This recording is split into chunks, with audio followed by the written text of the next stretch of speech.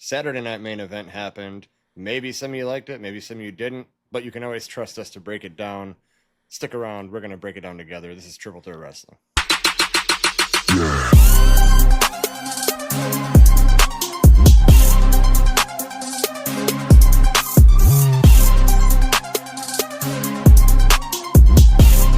Welcome back to Triple Threat Wrestling. If you are new to the channel, be sure to subscribe. We drop daily wrestling content. I am with the boy MVP. We are going to break down Saturday night main event. MVP, how are you doing today, brother? Good. Good. What did you think of Saturday night main event? I mean, just overall before we get into the matches. It's all right. Definitely wasn't a PLE, so I know whenever it comes out, like they try to give it some PLE vibes, but I actually went into it thinking, all right, this isn't a PLE, and it was great. 2 hours, 5 matches. It was all right. It took me back because I was like, I kind of missed this where it's a 2-hour show. Felt like a lot of action, minimal on the promos and all the hype and the show fiasco of it. It was good old wrestling. I kind of liked it, but let's break it down. So they opened not PLE. I almost said PLE. They opened Saturday night main event with Braun Breaker and Seth Rollins versus Sami Zayn and CM Punk. It's a pretty good match. I'm not going to say anything negative. I think it was pretty good. Everything that happened should have happened, and I was highly surprised we got the third member this early. I thought it was going to be at Money in the Bank. I'm very surprised it's Bronson Reed. I don't hate it. Yeah. I don't hate it. Well, I mean, I'm surprised because he annihilated his ankle back in November. Yep. And it's May. So what? 7 months? 7 months? About, yeah. Yeah. 7 to 8, yeah. For a broken ankle. That's surprising. That's impressive. Let's just hope he didn't come back too soon, because nobody thought he'd be the third guy. Yeah, no one did. And he I was actually watching it. He went up for the tsunami, and I was like, please don't shatter your ankle. Please don't shatter your ankle. Like, you just got back. Just made me nervous. And then might I add, coming back with the black cement threes. He did. I saw that. Those were sick. I liked those. Yeah. He was rocking them. They were very wide to fit his feet, but they were they were good. Yeah. Yeah, it's as much as I don't hate it, and I think it's good. I like the three together. But what now? So I guess we'll see, but like, I just don't want them to squander this. Like, it's got potential. You could have Seth Rollins run the show. Bronson and Braun Breaker is like the tag champions. No one's touching them. They're just monsters. I don't know. I'm just nervous because I have some questionable judgment on this. The Triple H run this year, as you know. But just please don't fuck this up. Just don't mess it up. Well, all over social media, they're like, "Oh, this is the new age evolution," and I can see it. You got Seth Rollins being, the current, big Triple H, big name. Yeah, the Triple H. You got Paul Heyman being the older big name, Ric Flair, and then you have the two upstarts. Yeah, but it feels like you got two Batistas and not a Randy. Like Austin Theory would have been. That's who I thought it would be. That would have been like the Randy Orton of the group. But yeah, you just have Batista and Batista, bigger Batista. Overall, not too bad though, right? Pretty good. No, the match and the results. CM Punk. So what was Bronson Reed and CM Punk gonna have feud now, or is it just CM Punk gonna feud with the whole faction? I remember we did the War Games prediction. Yeah, it's looking like I said, the original. Like, I do love the Cody versus Cena thing, but it kind of looks like it's going back to what I said: Punk, Zayn, maybe I Jay. I, I, I, I don't know. I don't think they're headed that route. It could be two other guys that might wind up in the fold.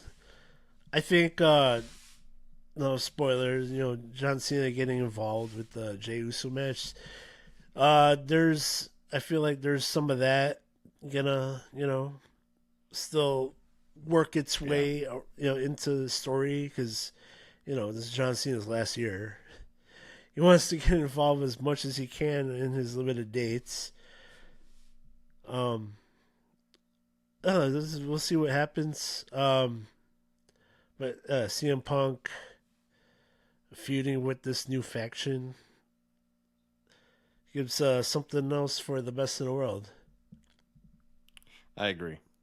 Next, we have the women's match: Zelina Vega defending Mm-hmm. the U.S. title against Chelsea Green. You go first. Botch 619 attempt. That's, I mean, it's a standard women's match.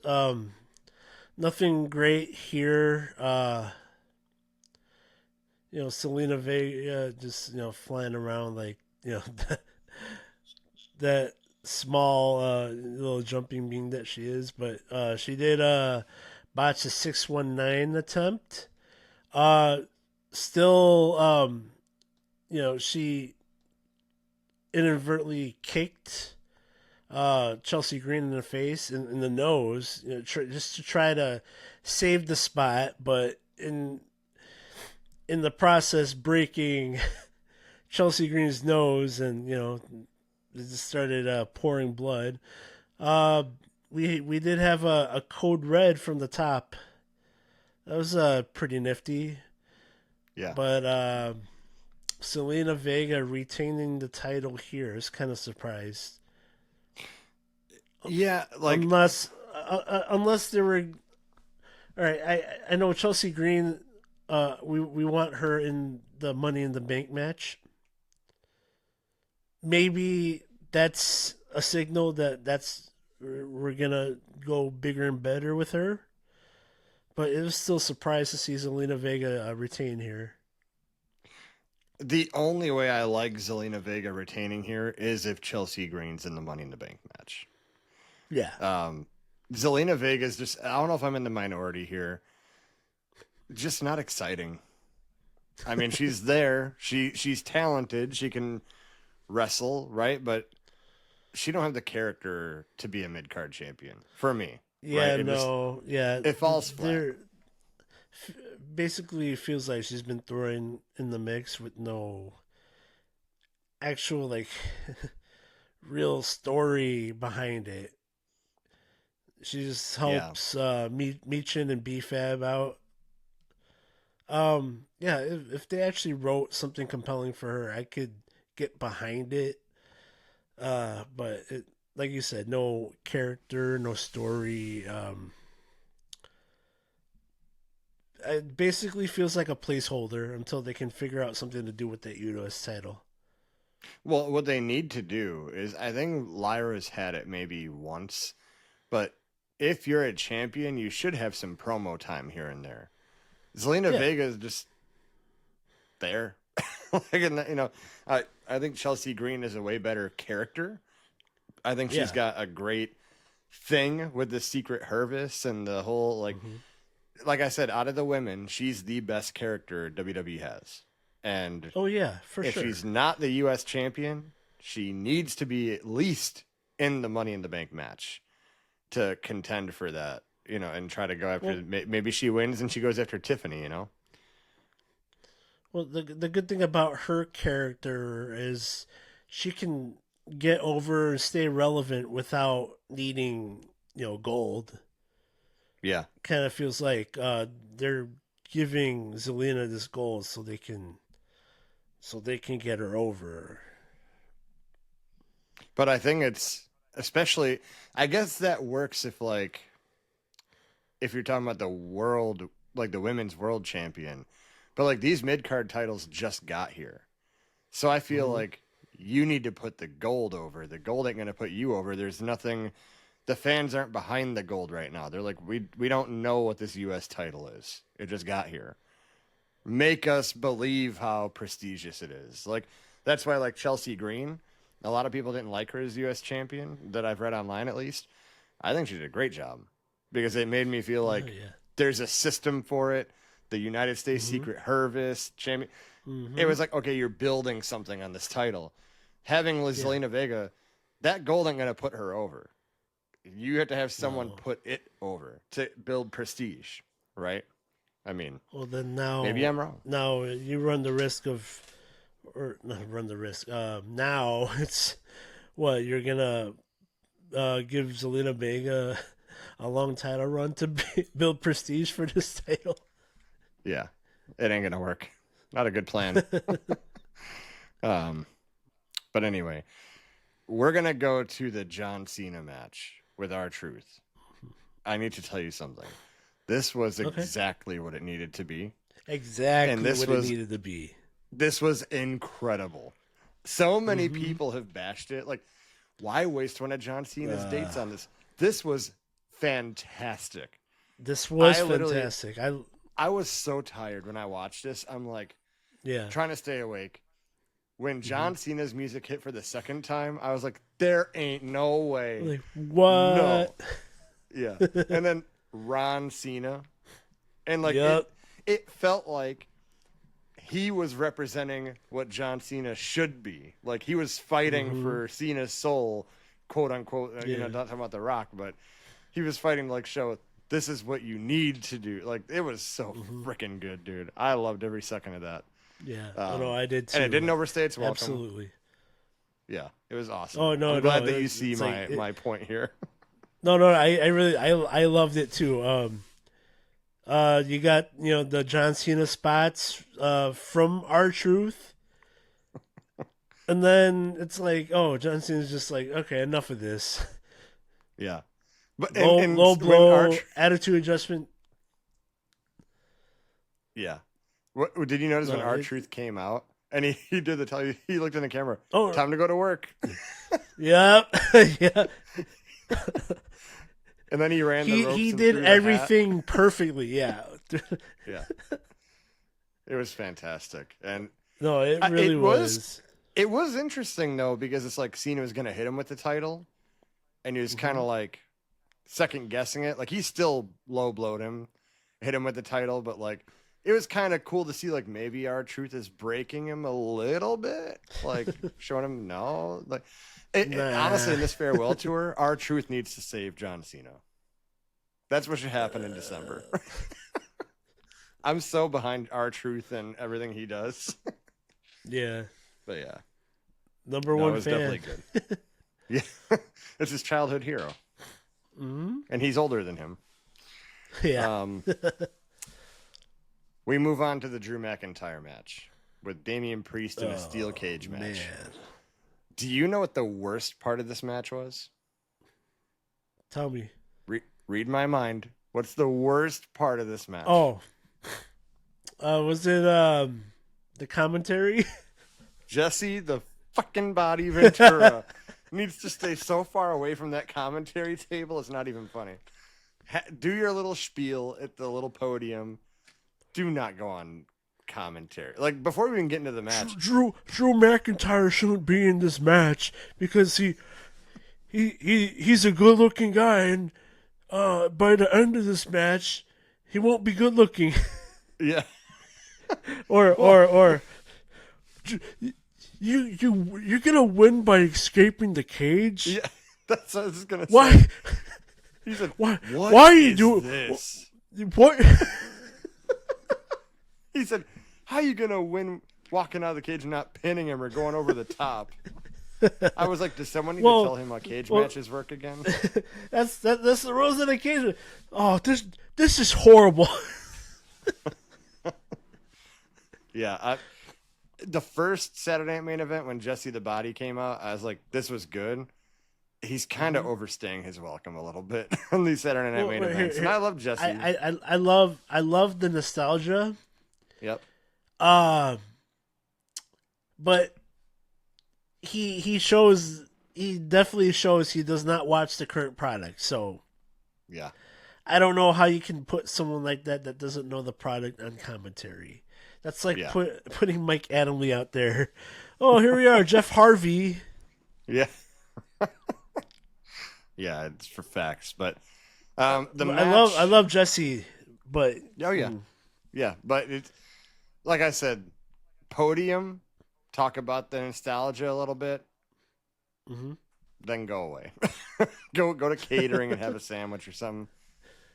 I don't need to be on commentary for this cage match. You do a pretty good Jesse there. A lot of carrying cross. Well, that's true. But yeah, the match was it was decent. I mean, I'm kind of glad it's over, to be honest. Yeah. I'm over Damien from and Drew, but from news I've been seeing, it's Drew McIntyre gonna take an extended leave of absence to heal. you're gonna get that some neck injuries. looked at. Yeah. Yeah, he can't even And turn his head all the way to the good on left. him. Yeah, good on him. Get healthy. Same thing with Kevin Owens. Yeah. These guys deserve long breaks because they're just killing it out there and killing themselves. Yeah. Get back healthy, guys. Yeah. Well, and the thing with Drew, I'm gonna give Drew his flowers here. Mm-hmm. He's one of the unsung MVPs of WWE right now, because he'll turn anything absolutely. you give him. He'll turn chicken shit into chicken salad. Yeah. He's great. Oh, yeah. But him being out of the main event picture is just disgusting right now. He should at least be somewhere around it, and he's not. Mm-hmm. He's been stuck with Damian Priest for months. And it's like since Damian Priest since Mania last year, essentially. yeah, really. I mean, and like the only thing that Drew McIntyre's been given that's been great in the last year and a half is the CM Punk feud. Mm-hmm. A good trilogy of matches, like it was good. Yeah. After that, it's like, well, what do we do with Drew? Well, you're about to lose him to some other competitor if you don't figure it out. Like when his contract's up, he'll go somewhere else. Well, I think so. He just recently resigned, so For was it a couple years or 5 years or? if it's 5 years, that's a long time, and it's a long time to correct the situation, which I think will happen. He gets back healthy. Correct that he was only champion during the pandemic. Yeah. I mean, I don't count that 5 minute championship reign where Priest cashed in on him, but I don't know. There's the same problem that AEW's having. Too many really good, talented guys on the roster, but they're working their damnedest to actually have them featured. Yeah. Well, it sounds like, right? Like you got to cut some fat somewhere. You know, you have all these great players back when we were watching, right? Like Intercontinental title and the world title. Most of all the big names were around these titles. And it's not that now. Like it's most of it's okay. Here's the best way to describe it. When we were 12, 13, remember we had a Sega Dreamcast? Remember we had NBA 2K? It's one of those where you're like, you do the franchise mode and you draft every great player, but there's only 5 spots on the team. So who are you going to play? Like who are you going to play? That's kind of what's happening now. I'm going to bring Vince Carter off my bench. Yeah.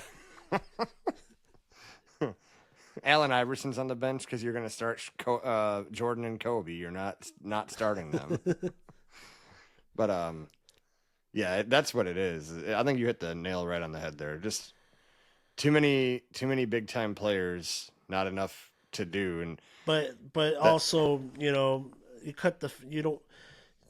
have to cut the fat somewhere, but you don't want whatever you cut to go to the competition. Well, that's another thing. But that's where AEW is. Well, let's just pay these people to not go anywhere. Let's just stay here. Anyway, Maybe a but new yeah, show. A new show. or you actually stick to the frickin' brand split rules, and then you feature only the play. Everyone goes to whatever show. The whole brand split's a frickin' joke. They never follow it. The draft's gonna come up here soon. Don't matter. They follow it for like a month. Oh, and they mentioned Edge. They mentioned Edge. His mentor Edge. Yeah. I don't know. Overall, it wasn't too bad. I mean, obviously the right person went over because Drew's going to get looked at, and it was what it was. Keep Jesse the Body away from commentary. But Jey Uso versus Logan Paul. I took over the last couple. You take this one. Oh, man. Oh, all right.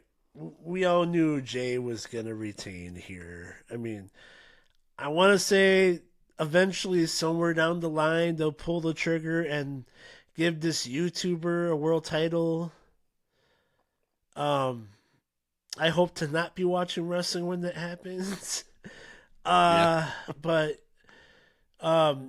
just the threat that John Cena coming out and trying to ruin wrestling is I'm like, it's cool. You see Cena beating or simulate beating, because if you looked at his punches, they weren't connecting. Yeah. And the return of Cody Rhodes making the save here, so Jay can fight on another day and defend the title. But in this the process, making a match, you think maybe it's the main event for Money in the Bank? John Cena and Logan Paul versus Cody Rhodes and Jey Uso. I mean, it's got both world titles, both world champions in the match. Of course it will be.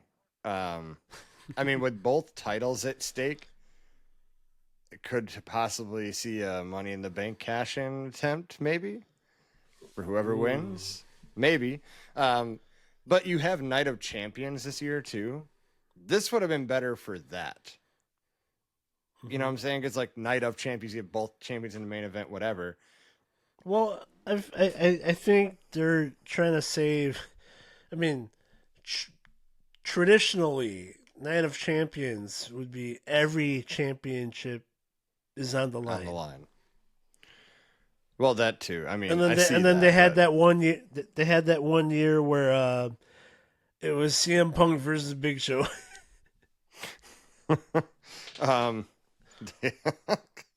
That's a no sellout titles right there. Yeah, that's a sellout right and there. CM Punk came out with the shirt that said, "I broke Big Show's hand." Yeah. I will tell you this. I think Cody came back a little too soon. This is my hot take. You know what? I thought so too. I was thinking more like SummerSlam. That's what I thought. Like, big comeback, because you're going to take the title from John Cena. Obviously, he's going to drop it back to him because that's the story that's being set up. But you have him come back now, and it's like, now what is Cody going to do till we get to that? Right? And that's if Cena holds the title I'm assuming he holds the title the whole reign till he retires. But if that's the case, then like he's going to have them have these weird matches for months. Like that's what happens with Triple H is he books it like with Gunther and Jey Uso. There was so much time and they didn't need that much time because they, it's like, okay, let's get to it, and I just think Cody maybe came back too soon. A lot of people I read online are like, oh man, it's great to have him back because, SmackDown's been lacking. And I'm like, was it? Like, is it? Well, I mean, Cena's gone every other week. No Cody, no Roman. They're having I don't know, the bootleg version of the Bloodline. Having to entertain everybody. I mean, I do get that SmackDown is lacking without Cody, but I do agree. I don't know if I would have brought him back at SummerSlam, maybe sooner than that. Money in the Bank. Uh, you, yeah, I would have Money in the Bank, but then you don't have this main event that they built. But you could have So had, which I know we're gonna go around and about on this. Could have had Cena and Punk at Money in the Bank. oh I'm man, sure we get there well, at some point, but true, but CM Punk is busy, dealing with that unnamed three guys. I know it's one of those two where like I know Seth and CM Punk is hot, but it's like they've been feuding for the better part of 2 years now. Keep them away from each other a little bit, maybe. Like I mean, because it's just like a whole new feud has started, but they're both in it again. Like I still think it's gonna go all the way to War Games. Maybe it's the other one we talked about, but there's just so many people in this pot that I just feel like that's War Games material. Or we get a little taste of traditional Survivor Series. That would be and fantastic. Just have a couple of those matches, and then ended up with the actual War Games match. Yeah, take my money. Mm-hmm. Just take it all, because I'll gladly do that. However, I am traditional. I would love to see like a tournament where you just get eliminated throughout the night and your team has to go to the end. I do like that too, but I don't think we'll ever see that again. No. Not with 4 matches on each PLE. But yeah, overall, I mean, Cody coming back, I think it was a little too soon, but we're here now. We're going to see how this goes. Yeah. Logan Paul and John Cena, which he goes, you got your partner in Logan Paul. I'm like, he just helped him for the first time tonight. And I don't want to make you sad or mad, but I'm hearing rumblings that it could be like Cody and Jay versus Cena and Logan, but they might add Bad Bunny and Travis Scott to it at like SummerSlam. Oh no! Since Cardi B's gonna be there too, it's gonna be like a music. Oh please no! Please no! Like, this is SummerSlam, not Coachella. Relax. Oh my goodness! Remember back when Roman won the Royal Rumble and everybody fucking hated it? This will be that. It's giving me these vibes now. Yeah, I don't know what's worse, is that or like Charlotte Flair on TV. Oh, you know what? I'd rather have Charlotte Flair have a spot in the Money in the Bank match and even win it than having ever have Travis Scott on television. Logan Paul, Bad Bunny, and Travis Scott on my TV. Fiend. I will gladly, happily suffer through another Charlotte Flair title reign. Gladly, I would. Then see those 3 motherfuckers. I know. I'm with you. But overall, you know what? I will give Saturday Night Main Event, I will give it a 7.5 because it was good for me in the sense that it felt like the old days, like a lot of content of matches and less promo time, like to focus on weird stuff, right? Just good action, 2 hours, all gas, no breaks. Yarramin. I can't do it like you can. But honestly, the worst match was the women's match. Yeah, and the other 4 were pretty good. Yeah. So 4 out of 5 good matches. Yeah, fantastic. Yep. So that 7.5. I'll agree with that. Good. And before I thank all of you for watching and giving us your watch time, please make sure to go check out the link tree below Go get you some WWE merch. It doesn't cost you extra. You're just supporting your boys at Triple Threat Wrestling. Ain't no problem with that. Yaramin. I can't do it. Can you do it? I can't do it. Nah, I can't do it. We'll find out next time. I love you, Solo. Anyway. Yeah. Yeah. So thank you guys for the support. That was Saturday Night Main Event recap. We will see you on the next one.